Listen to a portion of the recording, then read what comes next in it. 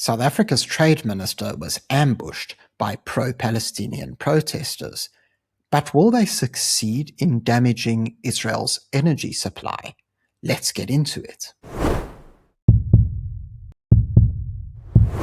Recently, a group of pro-Palestinian protesters decided to confront Park's Tower outside an event in quite a heated exchange. Now, in addition to actually unpacking what really went on over there, what's also important for us to understand is what the implications could be.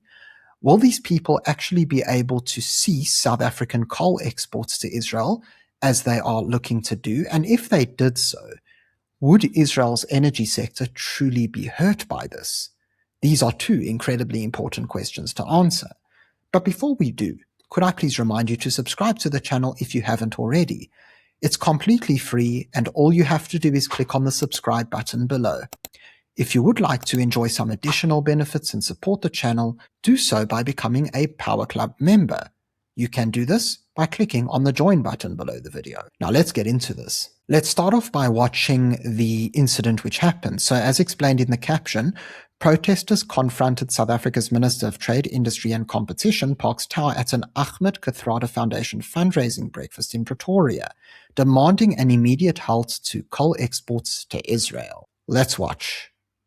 Not their country, not their land. Not their country, not their land. Parks Tower, pick a side. Parks Tower, pick a side. World peace or genocide. World peace or genocide. AKF, pick a side. AKF, pick a side. Human rights or genocide. Human rights or side. No call for genocide. Parks Tower, pick a side. Parks Tower. So just to mention, they did say that AFK must pick a side, the Ahmed Kathrada Foundation, but I really don't know how they think that that specific NGO is going to somehow be involved in coal exports to Israel. I really don't understand, but you'll see here how Parks Tower is coming up. He's the man I'm circling with my mouse in the suit and that maroon or purple tie. Pick a side. Human rights or genocide. Parks Tower, pick a side. Parks Tower, pick a side. Human rights or genocide. Genocide. You can stop the coal, Parks. Stop the coal, Parks. Stop the coal. Stop the dossier. You haven't responded. Right? We came when you occupied the office. You haven't responded. Why must we be put in a situation when we have to come here to a public meeting, to a private meeting, to tell you that you have the authority to stop coal going to Israel? You haven't acted. You can stop the coal. You can stop it. You can stop the coal. Okay, before Do we the right thing, continue, I have to mention this. When has screaming at a person ever gotten them to change their mind or like you more or come and join your side? And also look at how this lady tries to like go in with him and circle Parks Tower, almost as if to intimidate him. These are just such cheap tactics. Even given us the courtesy of a meeting or a courtesy of replying to the dossier we delivered to your people directly at your office. Why do we have to come here to embarrass ourselves and to embarrass you? Support apartheid. Yeah, sure. We support apartheid. But Mr. Minister, you have to reply to the dossier. We have given you that dossier. Not the first time we delivered the dossier to you guys. We have the proof that we sent it to you. Your people said we will get a response. You haven't given us a response. Prior to that, we came to occupy your office. You have ignored us. This genocide is, and stopping the coal and banning the coal is directly your prerogative. You can do this. And read You our can do it, dossier Parks. and you find out how you can do it. You can stop the coal. South Africans have load shedding also. Stop We fueling, can't Jenna. have Stop load fueling the shedding. war in Parks Iran. Tower, pick a side. Parks Tower, pick a side. Okay, and they're going to drone on. So I do have a couple of thoughts on the video before we continue. The first thing is kind of like what I alluded to before. Why is it that you think that screaming and shouting at a person is going to get them on your side? It never is. As the old expression goes, you'll attract more bees with honey than vinegar. So yeah, already I think Parks must be really annoyed by this, but I do want to give him a little bit of praise as well. Credit to Parks Tower for handling the situation the best way I think that he could. Obviously, as a minister in public office, you can't completely ignore people, make them feel worthless, even if you yourself don't really see them as important. And then the other issue is that ultimately, well, the Ahmed Kathrada Foundation has no say in this. And I highly doubt that Parks Tower is going to act on impulse due to pressure from a handful of protesters. Now, I don't know about you, but I've never seen a politician or government change their mind because of a few people picketing outside. I've never seen them go, okay, well, we did want to implement this approach, but because of those people, now we're going to completely scrap it. We're going to avoid everything we've been doing and change course. I've never seen it happen. Perhaps one of you have. You can let me know in the comment section below. But now to tackle the more important issue at hand. If, let's say, these people are successful and they're able to get companies like Glencore to stop exporting coal to Israel, will this actually have an effect? Now, this actually brings me to the pretty amusing answer of no. You see, according to the International Energy Agency, which we have their website open right here, Israel has submitted what is its updated nationally determined contribution, coal phase-out, and it explains, in its updated NDC, Israel committed to a complete phase-out of coal-fired power generation by 2026. And so there you have it. These are people looking to put pressure onto Israel for coal exports, but ultimately Israel is going to be ceasing these coal shipments anyway, because part of their greater energy strategy is to actually phase out coal power.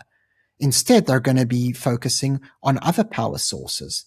So what many people may not realize is that the vast majority, around 2/3 of Israel's energy mix, is actually natural gas. And a very large portion of this is produced domestically by Israel, and specifically across 3 fields. So you've got the Leviathan field, which is the largest in the country. That's an offshore field in the Mediterranean off of Israel's coast. You've then got the Tamar field and the Karish field. Now, you might be wondering to yourself, well, because of the ongoing war with Iran and Hezbollah in Lebanon, does this not disrupt the regular day-to-day operations? And the short answer is yes, to an extent. So here we have an article explaining how the Leviathan gas field was out of operation due to safety reasons, but how it actually has come back online. And if we go into the article, we'll see how it resumed operations after 30 days of inactivity. So yes, it did have an extended period of inactivity, but this resumption actually came before the current ceasefire went into effect.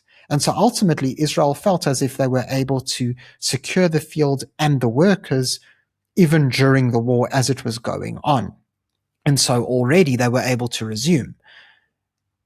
In contrast, it explains here how the Tamar gas field is the only offshore rig that was operating so far during the war, and it actually never saw any halts in operations. And this is very important. You see, the Tamar field is actually primarily used for Israel's domestic energy supply.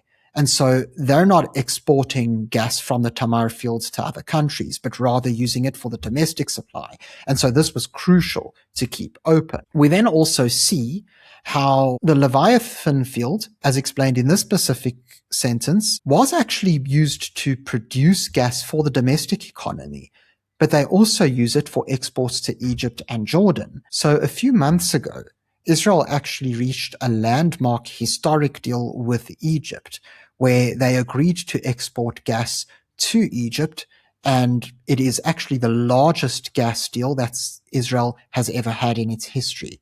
And so ultimately what we're seeing here is that Israel's domestic supply has been mostly uninterrupted. Yes, their exports were momentarily interrupted for 30 days, but it does appear as if these operations are back on track.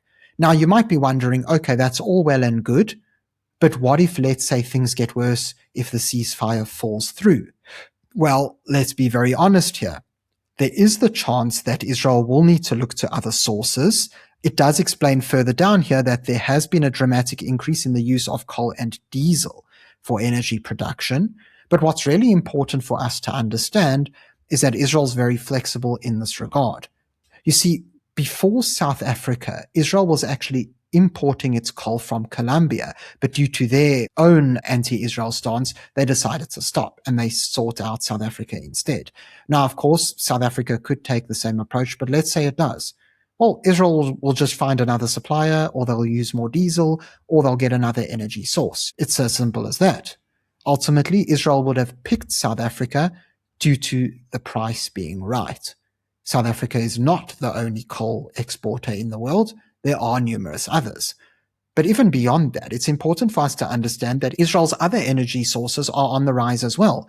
We see how their renewables are rising quite a lot. It's already more than 10% of their entire energy mix. And what's actually really interesting is how up to 90% of apartments and homes in Israel actually use solar water geysers, not electric ones.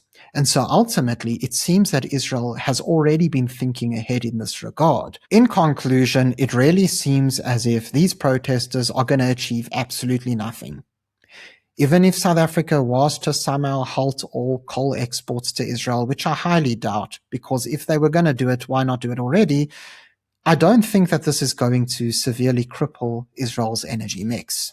We see domestic supply up and running yet again, and even if the war does get more intense, Israel will make a plan, as I've shown before. Ultimately, meaning that this entire charade was really just that. It's an act. It's a bunch of protesters looking for attention, thinking that they're somehow going to scream in the most insane way at Parks Tower and get him to somehow change his mind, which it won't. Thank you very much for watching this video. If you found it interesting, please remember to subscribe to the channel for more content. Until next time, I'm Matthew Cohen, and this is the Power Pod.